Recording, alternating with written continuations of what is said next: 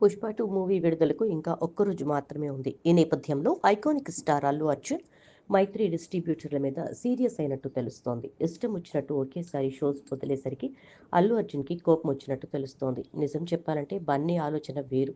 కొన్ని షోస్‌ని early morning open చేసి, లాస్ట్‌లో మిడ్‌నైట్ షోస్, అలాగే ఎర్లీ ప్రీమియర్ షోస్ ఓపెన్ చేయాలని అల్లు అర్జున్ అనుకున్నాడు.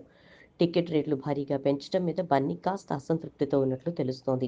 హైదరాబాద్లో ఎర్లీ ప్రీమియర్లు మినహా మిగిలిన షోస్ అన్నీ కూడా ఒకేసారి ఓపెన్ చేసేశారు. ఇది చూస్తూనే బన్నీ నిర్మాతలు, పంపిణీదారుల మీద కాస్త చికాకు పడినట్లు తెలుస్తోంది.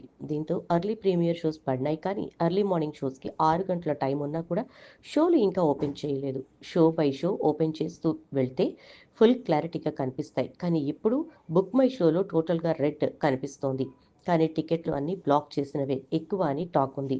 ఎక్కువ మంది 9:30 స్పెషల్ ప్రీమియర్ కన్నా దాని తర్వాత షో మీద ఆసక్తిగా ఉన్నారు.